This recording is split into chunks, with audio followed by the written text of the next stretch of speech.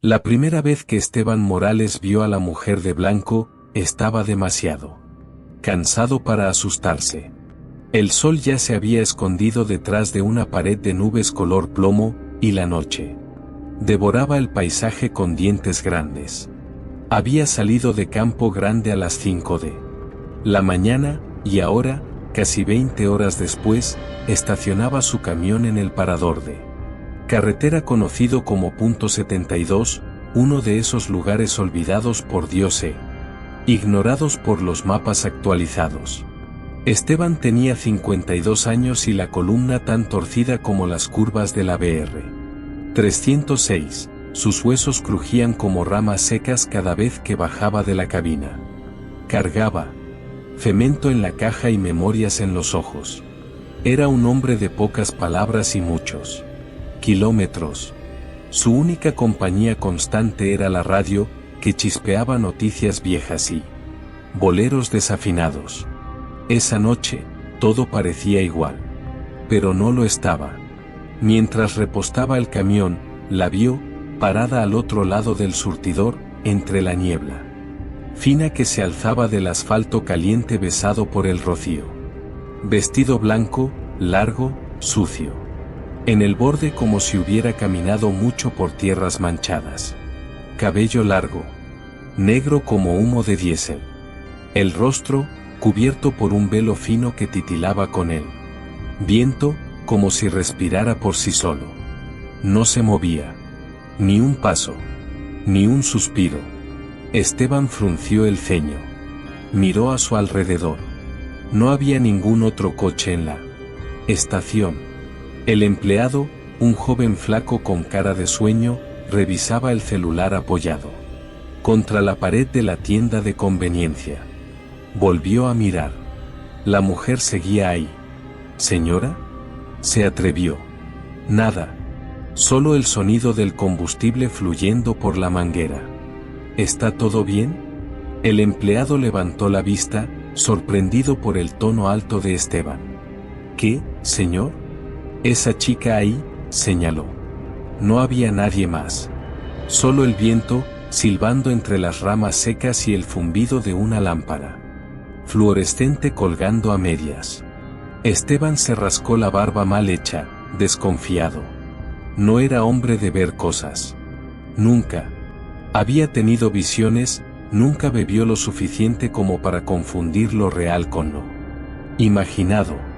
Pero esa imagen, la mujer de blanco, había dejado un escalofrío clavado en la nuca como un clavo oxidado. Pagó el combustible, comió un pastel grasiento sin sabor y siguió su viaje. Pero los faros cortando la carretera no consiguieron borrar la figura de su mente. Y mientras conducía entre sombras, tuvo la incómoda sensación de que había alguien, o algo, sentado en el asiento del pasajero, respirando bajito, solo para que él lo oyera. Pero Esteban era terco como todo hombre marcado por la carretera. No miró. No dijo nada. Y siguió adelante. Hasta la próxima parada. La segunda vez que Esteban vio a la mujer de blanco fue en un lugar que conocía bien, el parador Cristo Rey, en el kilómetro 211 de la BR 306. Estaba a poco más de 4 horas del punto 72, una parada que hacía casi siempre. No por la comodidad, que era ninguna, sino por el café fuerte y el pan con huevo que doña Celia preparaba desde 1984 con la misma sartén grasienta y la paciencia de quien ya había enterrado a 3 maridos. Llegó poco después de las 3 de la madrugada. El cielo estaba despejado, pero las estrellas parecían enfermas, débiles, como bombillas viejas a punto de estallar. Esteban bajó de la cabina con la espalda gritando, encendió un cigarro y caminó despacio hacia el restaurante. Y allí estaba ella, sentada en el banco de madera junto a la puerta, con las manos apoyadas en el regazo. Y el velo otra vez cubriéndole el rostro. La misma figura. El mismo vestido sucio.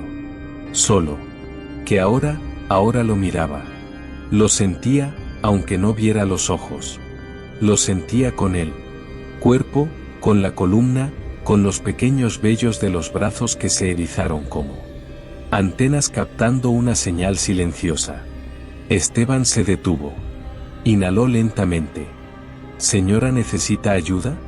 Ninguna respuesta. Pero el aire a su alrededor parecía más frío. Un frío húmedo, de tumba recién abierta.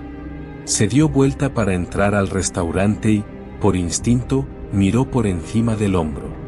El banco estaba vacío. Totalmente. Doña Celia levantó la vista desde el mostrador y esbozó una sonrisa ladeada, como quien ya ha visto demasiadas cosas y ha aprendido a callar. ¿También la está viendo, don Esteban? Él se detuvo en seco. ¿A quién? A la mujer de blanco. La novia. No todos la ven. Solo los marcados. La frase quedó suspendida en el aire como humo. ¿Desde cuándo se cuenta esa historia por aquí?, preguntó, intentando parecer más curioso que asustado. Doña Celia se secó las manos en el delantal y fue hasta la ventana. Miró afuera, como si esperara que la novia aún estuviera allí. Desde antes que yo llegara. Desde antes de que abrieran la carretera. Dicen que aparece para los que están cargando más de lo debido. ¿Cemento? Ella rió, pero el sonido murió rápido. No, don Esteban. Culpa. Esteban no respondió. Comió en silencio. Pero la comida no bajaba. Se quedó atascada en la garganta como piedra. Más tarde, de regreso al camión, mientras intentaba dormir con el cuerpo molido y la radio susurrando estática, recibió un mensaje por la radio CB, Canal 8, el canal de los hijos de la ruta. Oye, Morales, me contaron que tú también viste a la noviecita. Cuidado, compañero. Ella elige a los que van antes de la curva. La voz era de Darlan, un camionero joven, bromista, siempre haciendo chistes de todo. Esteban presionó el botón y respondió con un gruñido cualquiera. No quería conversación. A la mañana siguiente, supo que Darlan había muerto en una curva cerrada del kilómetro 243. Camión volcado, cuerpo arrojado fuera. Pero no fue eso lo que erizó a Esteban. Lo que lo estremeció fue el detalle que el llantero contó en voz baja, mirando a los lados. Tenía un velo de novia en el regazo. Estaba limpio, blanco como leche. Y nadie sabe de dónde salió. Esteban no durmió esa noche. Ni las siguientes. Él sabía. La novia de la carretera lo había visto. Y ahora, ella lo miraba de vuelta. Esteban Morales nunca fue del tipo curioso. En la carretera, quien pregunta demasiado acaba oyendo lo que no debe. Pero el silencio estaba volviéndose pesado, denso, como el interior de una tumba. Y cuando el miedo empieza a callar a un hombre hecho y derecho, él comienza a buscar respuestas, aunque secretamente desee no encontrarlas. Ocurrió una tarde nublada, al borde de una carretera sin arcén, donde el camión decidió toser, atragantarse y morir como un animal viejo. Esteban estacionó en el kilómetro 189, un tramo donde no había nada más que pasto alto, algunas cruces de madera desgastadas y el zumbido insistente de las cigarras. Mientras esperaba la asistencia, abrió la guantera en busca de un encendedor que juraba haber dejado allí.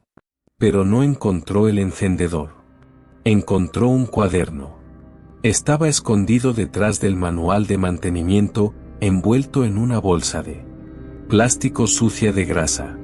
La tapa era negra, de cuero falso, agrietada en los bordes. Y en ella, escrito con letras torcidas y tinta descolorida, se leía: Diario de ruta E. Valdivia. Esteban no conocía a ningún Valdivia. Al menos, no lo recordaba. Pero algo en ese nombre sonaba incorrecto. como un eco proveniente de un sótano cerrado desde hace demasiado tiempo. Abrió en la primera página. La letra era corrida, nerviosa, de alguien que escribía más por necesidad que por gusto. Las anotaciones empezaban en 2008. Fragmentos cortos, lugares, fechas, pequeñas observaciones. Todo normal, hasta la página del 14 de abril. Parador del KM72, la vi otra vez. Parada cerca del surtidor. No habla. No se mueve. Solo mira. Dios mío, ya no sé qué es real. Esteban sintió un frío en el estómago. Pasó la página. Cristo Rey, madrugada, misma mujer. Vestido sucio, ojos detrás del velo. Le pregunté si necesitaba ayuda. Desapareció. No estoy loco. Alguien más la vio. El frentista fingió que no. Más adelante. Hay algo mal con esta carretera. No es solo la novia. Las paradas son diferentes. De día y de noche. Los relojes se atrasan. El GPS se detiene. Es como si la carretera respirara. Las últimas páginas eran más oscuras. Garabatos, dibujos, marcas de uñas en los bordes del papel. Y entonces, una frase repetida decenas de veces. Ella sube cuando la carga es culpa. Ella sube cuando la carga es culpa. Ella sube cuando la carga es culpa. Esteban cerró el cuaderno con las manos temblorosas. Miró a su alrededor. Ningún coche. Ningún sonido, excepto el zumbido de las cigarras, ahora más alto, casi ensordecedor. Se sintió expuesto, como si alguien lo observara desde la vegetación. Pasó las horas siguientes con el cuaderno en el regazo, leyendo cada línea, cada pista. Descubrió que Valdivia desapareció en 2009, en una ruta entre Tres Lagoas y Coxim. El camión fue hallado vacío, estacionado en el arcén, motor encendido, radio chispeando. En el canal 8. Dentro de la cabina, lo único además de la billetera era un velo blanco, colgado del retrovisor. La policía archivó el caso. Desaparición voluntaria, dijeron. Pero ahora Esteban lo sabía, eso no era coincidencia. Esa carretera escondía algo, y la novia era solo la primera capa. Esa noche, Esteban soñó con una curva de la que nadie regresaba. Y con una mujer de velo blanco que le susurraba al oído con una voz que parecía venir desde debajo de la tierra. Tú también me prometiste, Esteban, y lo olvidaste. Despertó empapado en sudor. El cuaderno aún estaba allí, abierto en su regazo. Y ahora, la carretera lo llamaba. Y él, ya no sabía si quería seguir. Pero siguió de todos modos. Porque ciertas historias no tienen freno. Fue una anciana con los ojos de vidrio opaco quien le contó la verdad a Esteban. Se llamaba María Zuleide. Vivía en una aldea casi borrada del mapa, enclavada entre curvas de barro rojo y matorrales cerrados, conocida por los pocos vivos que aún recordaban como Encrucijada de la Sierra. Esteban la encontró tras seguir una pista. En el diario de Valdivia, una anotación casi borrada. Zuleide sabe. KM 143. No vayas de noche. Pero Esteban fue. Por supuesto que fue. La anciana vivía en una casa que parecía haber crecido junto con la selva, con paredes de barro y techo de zinc carcomido.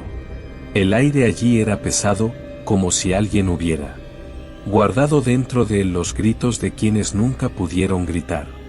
Estaba sentada en el porche, con un rosario en las manos y un cigarro encendido en la comisura de los labios, como si supiera que él vendría.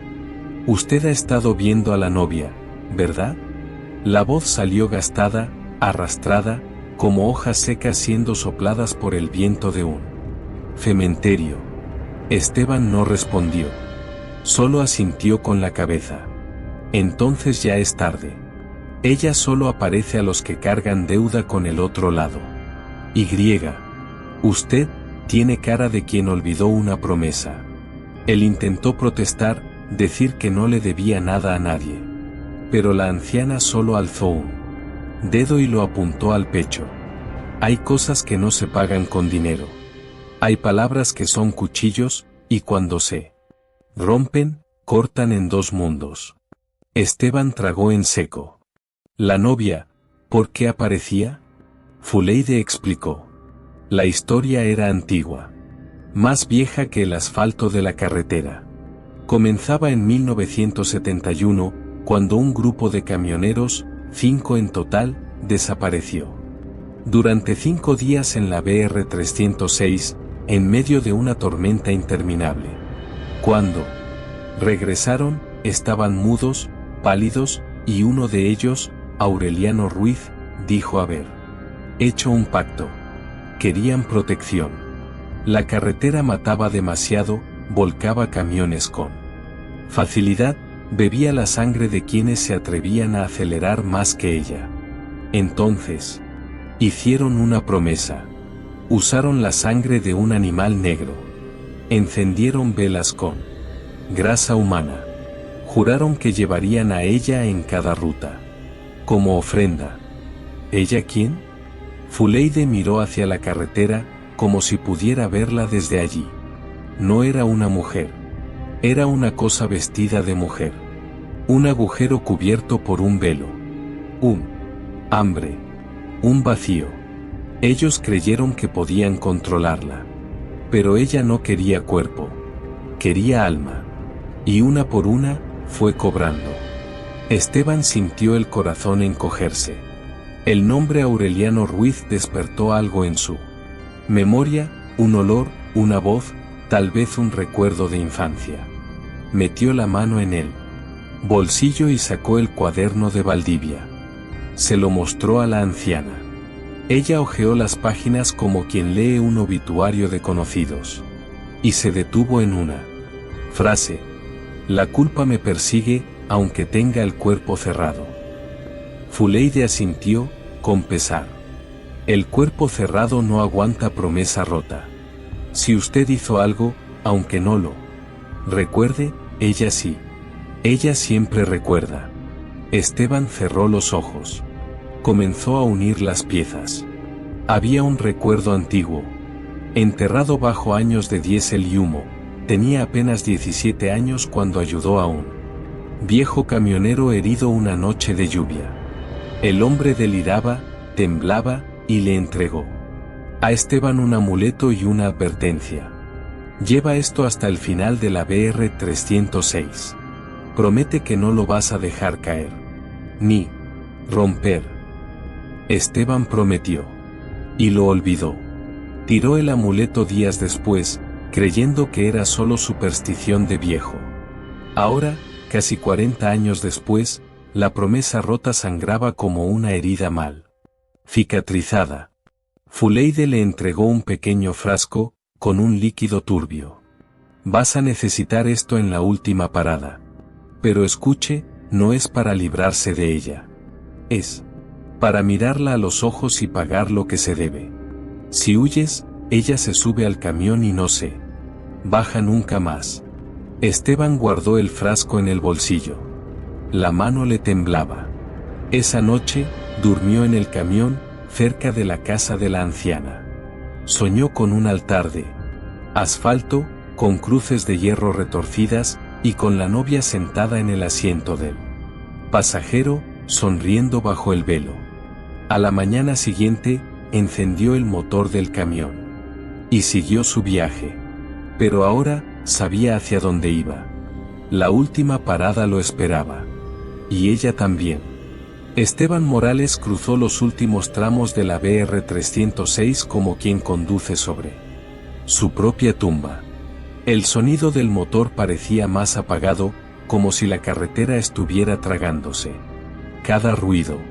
El viento golpeaba los retrovisores como dedos invisibles, y la radio, que ya había apagado 3 veces, seguía chispeando sola, en el canal 8.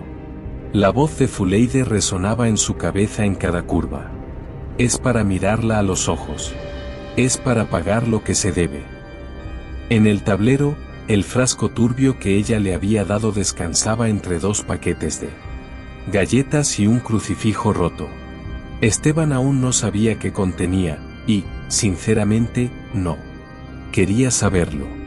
Pasaban de las 2 de la madrugada cuando llegó al kilómetro 306. El final simbólico de la carretera. Un lugar donde solo los tontos se detenían de noche. Pero ahora él era más que tonto. Era marcado. El parador allí parecía salido de una pesadilla. O quizás de un recuerdo muerto. Los surtidores estaban cubiertos de polvo y telarañas. La iluminación era tenue, anaranjada, parpadeando lentamente como un corazón a punto de detenerse. Había una cafetería con las ventanas selladas por tablas cruzadas. Un baño con la puerta colgando de una bisagra oxidada.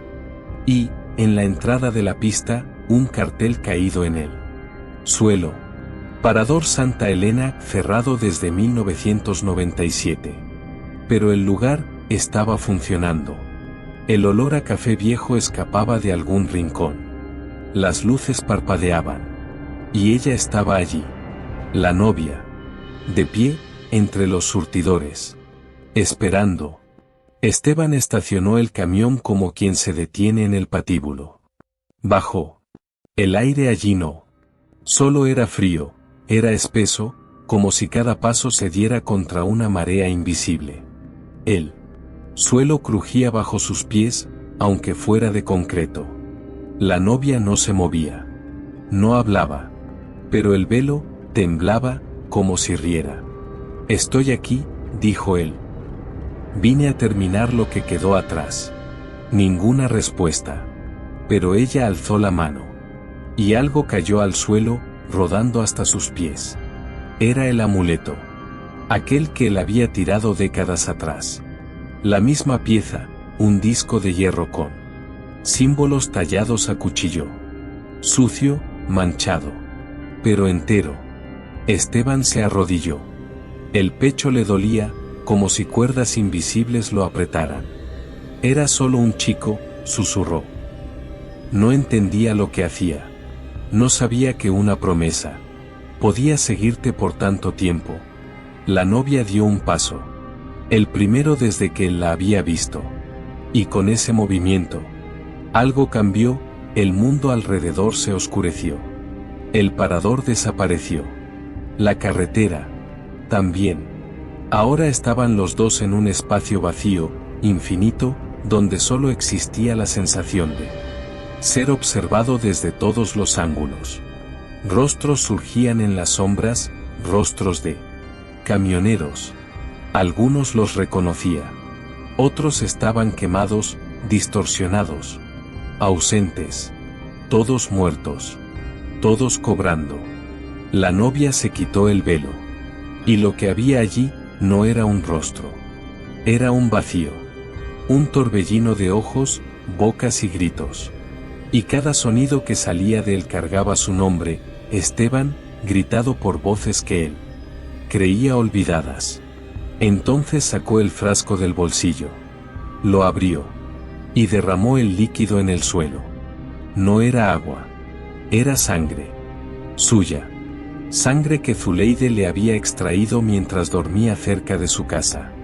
Y al tocar el suelo, la sangre encendió símbolos en el concreto invisible. Un círculo. Antiguo, con palabras en latín que Esteban no sabía leer, pero sentía en los huesos. La novia gritó. El sonido fue como 1000 bocinas simultáneas. Como metal retorciéndose. Como almas deshaciéndose en polvo. El torbellino en su rostro empezó a colapsar, arrastrado por el propio vacío que cargaba. Uno por uno, los rostros en las sombras desaparecieron. La oscuridad se disipó. Y el suelo reapareció bajo los pies de Esteban. Estaba de vuelta en el parador abandonado. Solo. El amuleto en sus manos brilló por un segundo y se deshizo en polvo. Esteban respiró hondo. Y por primera vez en semanas, el aire entró limpio en sus pulmones. Miró al cielo, donde las estrellas parecían vivas de nuevo. Volvió al camión. Encendió el motor. La carretera, por ahora, lo aceptaba de regreso. Pero al poner la marcha y seguir el viaje, sin rumbo fijo, Esteban miró por el retrovisor. Y juró, por todo lo que aún le quedaba de fe, que vio, por un instante, un velo blanco danzando en el asiento trasero. Solo por un instante. Esteban Morales siguió por la carretera como quien lleva un cadáver en él. Maletero, en silencio, con los ojos secos, y un peso en los hombros que ninguna oración podría quitar. La BR-306 quedó atrás. Pero la novia, él lo sabía, no. Pasaron los días. Después de aquella noche en el parador abandonado, intentó volver a la vida. Llevó cargas pequeñas. Durmió en estaciones concurridas. Cambió el colchón de la cabina. Cambió la ruta. Cambió la radio. Intentó olvidar. Pero la carretera, la carretera tiene buena memoria. La primera señal llegó en el parador Jaguatirica, en el sur de Goiás. Un frentista se le acercó mientras Esteban repostaba y miró el camión con el ceño fruncido. «Este camión ya pasó por aquí ayer, ¿no?» «No, señor», respondió Esteban. «Vengo de otra ruta». «Qué raro. Juraría que vi este mismo modelo. Misma placa. Solo que sin conductor. Solo rodando. Despacito». El frentista soltó una risita incómoda, rascándose la nuca. «Debe ser cosa mía». Esteban no respondió. Subió a la cabina. El asiento del pasajero estaba hundido. Como si alguien estuviera sentado allí. La segunda vez fue peor. Dormía en un arcén, en Mato Grosso, cuando despertó con la radio encendida en él. Canal 8, chispeando suavemente. «Van. Esteban, ¿me escuchas? Ella está ahí contigo, ¿verdad? No sirve correr. Ahora eres parte de ella». La voz era de Valdivia. Esteban apagó la radio. La lanzó por la ventana. Pero el chispeo continuó. Desde el aire. Desde el viento. Desde dentro de su cabeza. Y entonces vinieron los sueños. Siempre el mismo. La carretera se doblaba sobre sí misma, formando un lazo. Y en ese lazo, atrapados. Todos los rostros. Todos los hombres que desaparecieron. Todos los que vieron a la novia y no lograron escapar. Y en medio de ellos, Esteban. No como camionero. Sino como parte de la carretera. Como asfalto. Como curva peligrosa. Como velo. Despertaba sudando. El olor a aceite y flores muertas impregnado en la almohada. Fue solo cuando paró a cargar arena en un pueblo llamado San Bento de las Almas que entendió lo que había pasado. Un sacerdote local, viejo y miope, lo miró durante la bendición a los camioneros y se detuvo en medio de la oración. «Usted no está solo, ¿verdad?» «No», respondió Esteban, seco. El sacerdote entornó los ojos, intentando ver algo que los ojos humanos no estaban hechos para ver. «Tiene un velo sobre usted. Un velo que no es de boda. Es de luto». Esteban partió ese mismo día. En los meses siguientes, desapareció de la radio. Dejó de frecuentar estaciones conocidas. Olvidaba los cumpleaños de los hijos, de los nietos. Dejó de atender el celular. Algunos dicen que aún rueda por ahí, solo. Otros juran que lo vieron pasar, en plena madrugada, por el kilómetro 306. Siempre en el mismo camión. Pero nadie más lo ha visto bajar. Y dicen que ahora, si pasas junto a él en la carretera y prestas atención, puedes ver, solo por un segundo, a una mujer sentada en el asiento del pasajero. El velo todavía le cubre el rostro. ¿Y dónde deberían estar los ojos? Solo hay oscuridad. Pero no mires de vuelta. Nunca mires. Porque ella sube cuando la carga es culpa. Y uno nunca sabe lo que está cargando, hasta que ya es demasiado tarde. Algunos dicen que Esteban Morales ya no está. Que lo que conduce ese camión hoy no es del todo humano. Y otros aseguran que si manejas por la BR 306 durante la madrugada y ves luces detrás de ti sin ningún motor que las acompañe, mejor no mires. Porque si miras, ella sube. ¿Y tú? ¿Alguna vez sentiste que había alguien más en el asiento del pasajero? ¿Cuando sabes que estás solo? Suscríbete para no perderte la próxima historia que, tal vez, también te esté buscando.